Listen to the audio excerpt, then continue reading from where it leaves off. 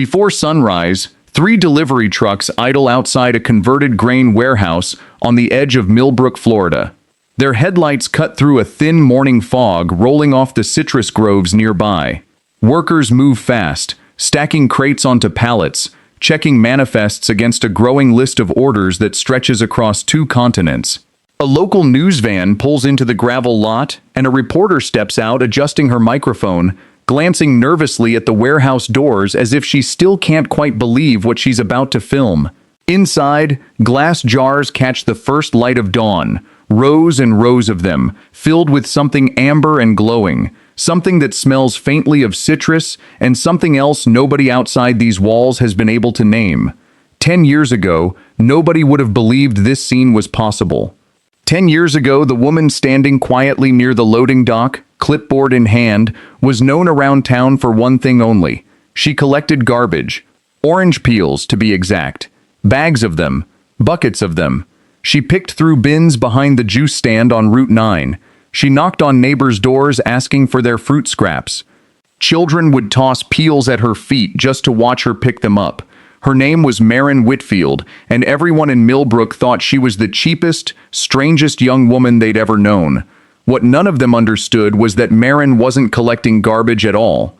She was collecting the future, and nobody, not her family, not her neighbors, not the men who laughed at her from behind the counter of the general store, had any idea what she was about to build from something they'd spent their whole lives throwing away. If you believe today's waste can become tomorrow's opportunity, you're in the right place. Subscribe, like this video, and tell us where you're watching from. We'd love to hear your story too. Millbrook was the kind of town where everybody knew everybody's business, whether they wanted them to or not. It sat in the middle of citrus country, surrounded by groves that had fed 3 generations of families, including Maren's own. Her father had worked the packing line at the co-op until his knees gave out. Her mother mended clothes for half the town at a fraction of what it was worth, because turning down a neighbor felt worse than going without. Maren grew up watching both of them work themselves thin for very little, and she promised herself early on that she'd find a different way. She just didn't know what that way was yet. It started small. She noticed the dumpster behind Fenwick's juice stand overflowing every afternoon with fruit rinds nobody wanted. She noticed the piles behind the Saturday farmers market where vendors tossed anything imperfect. She noticed how the smell of fresh citrus lingered in the air long after the fruit itself had been discarded. And something about that smell nagged at her, quietly, for weeks. So she started picking the peels up. At first just a handful, tucked into an old flour sack. Then more. She asked Mr. Fenwick if she could take his scraps instead of him paying to have them hauled away. He shrugged and said sure, thinking she wanted them for compost. Within a month, she was showing up at the community center after church suppers, the diner after the lunch rush, and the roadside stand where the Alvarez family sold oranges by the bushel. She'd politely ask for anything they were going to throw out. People noticed. At first, it was gentle ribbing. Her cousin joked that she'd rather smell like an orchard than spend $1 on real work clothes. Then it got sharper. Kids from the elementary school started leaving peels on her porch as a prank, laughing as they ran off.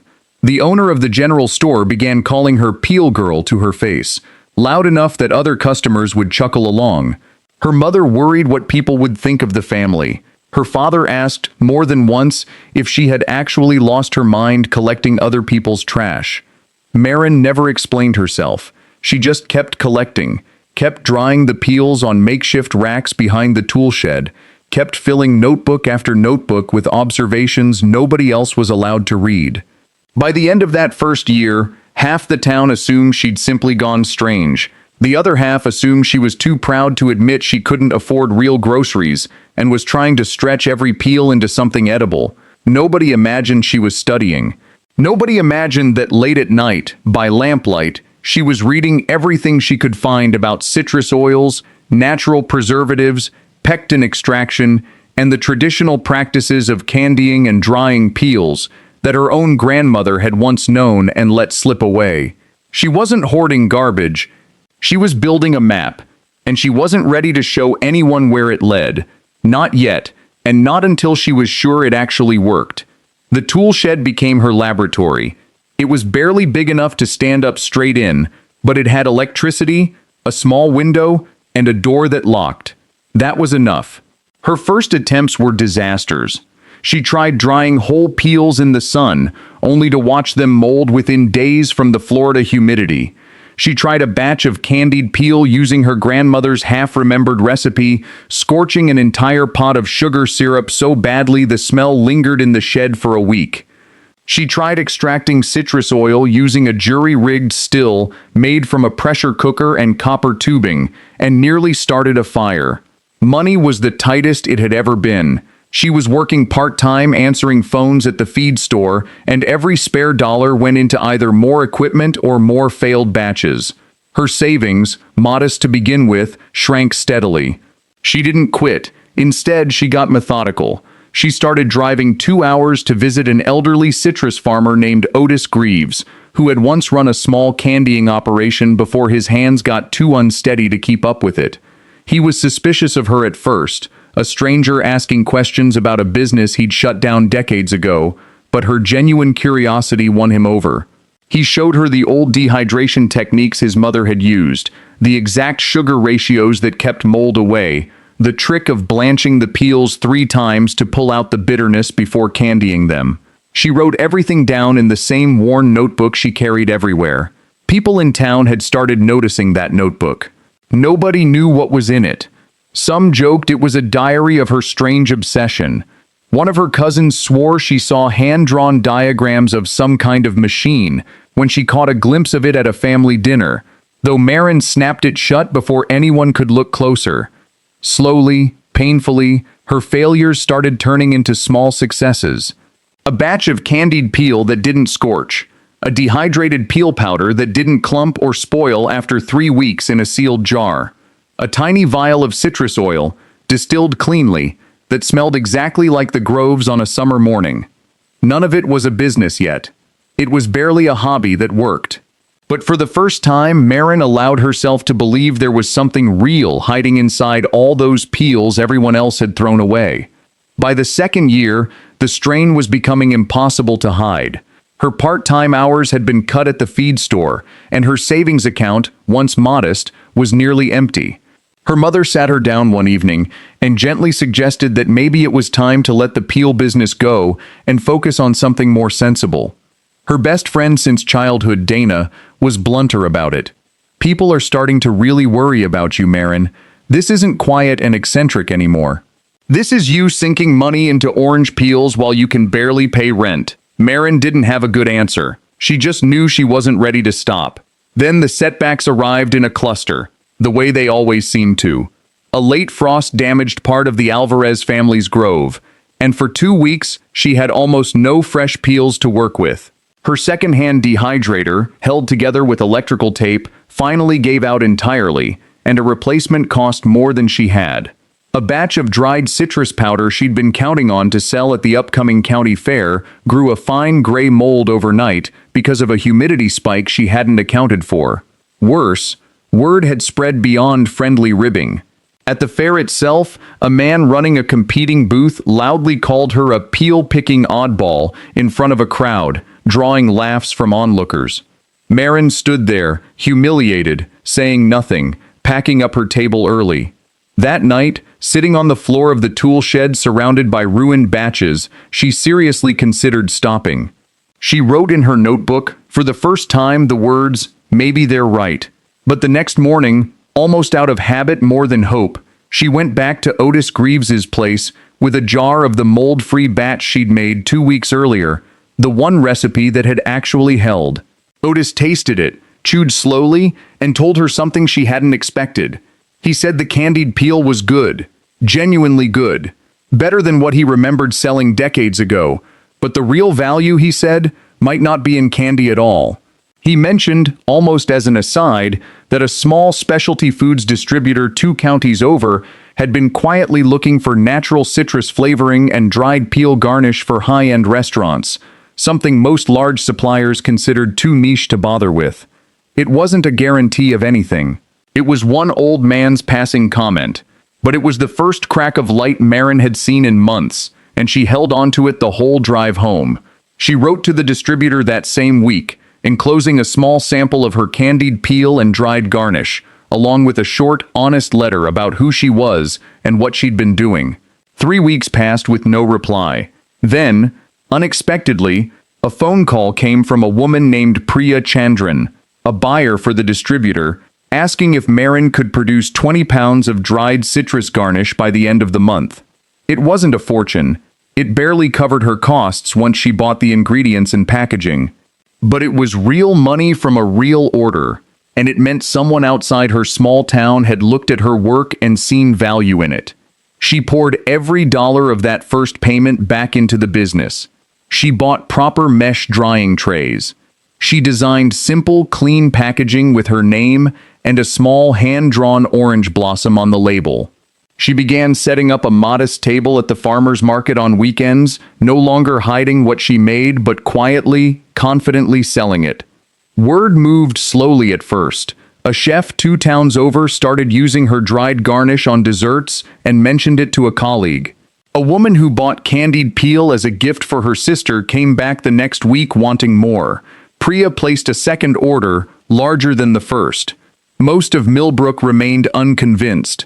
To them, she was still the girl who used to pick through juice stand trash. But a few people, mostly quietly, began to wonder if there was more to it than they'd assumed.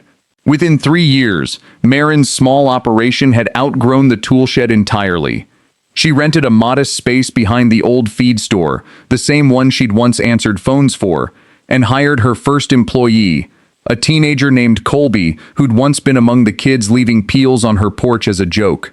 Demand kept climbing. Restaurants wanted her dried garnish. A local juice company, the very kind of place she used to collect scraps from for free, approached her about a supply agreement, sending her their leftover peels by the truckload instead of paying to haul them away.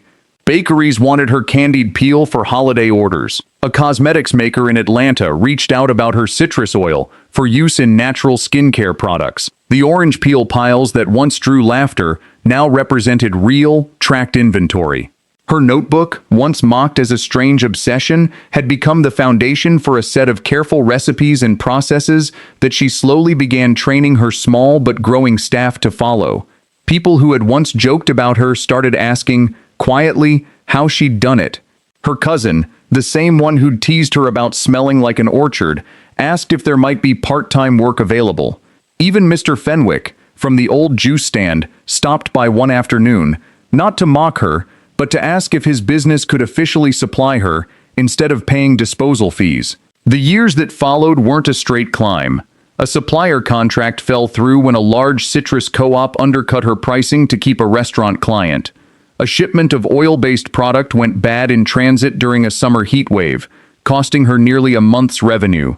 But each setback took less time to recover from than the one before it, because she finally had a team, a process, and enough of a reputation that customers were willing to wait for her to fix a problem instead of walking away. By year 7, she'd outgrown the space behind the feed store entirely and signed a lease on the old grain warehouse at the edge of town, the same one where trucks now idled before dawn, waiting to carry her products out across the country.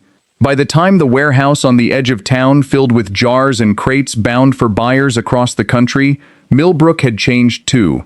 Food waste from the local citrus industry had dropped noticeably, since much of what used to go straight to landfill now went straight to Marin's growing operation. She employed a dozen people from town, several of whom had once laughed the loudest. One evening, the man who had mocked her so publicly at the county fair years earlier came by the warehouse, hat in hand, and apologized. He said he'd underestimated her, and he was sorry for the way he'd done it in front of everyone. Marin simply thanked him for saying so and asked if he wanted to see how the drying process worked. She didn't need an apology to feel like she'd won. She'd already won, quietly, years before he ever noticed. Young people in town began asking her for advice on their own ideas. A girl who wanted to start composting food scraps for local gardens. A boy interested in repurposing broken pallets into furniture. Marin always gave them the same answer. Look closely at what everyone else assumes is worthless, and ask yourself what you might be missing. She never forgot the years when she was the only one who believed the peels were worth anything at all. She kept that first notebook, the one people used to whisper about, locked in a drawer at the warehouse office, its pages soft and curling at the edges now. Sometimes, on slow afternoons, she'd take it out and read through the early failures again, the scorched sugar, the moldy batches, the months when she nearly gave up. She didn't keep it as a trophy. She kept it as a reminder that the version of her that everyone laughed at had been right the whole time, even when she was the only one who knew it. The greatest opportunities are rarely hidden inside rare resources. They're often hidden inside ordinary things everyone else ignores. Success belongs to those who develop the patience to see value long before the rest of the world notices it. What others throw away today may become the foundation of tomorrow's greatest opportunity for the person willing to look a little closer.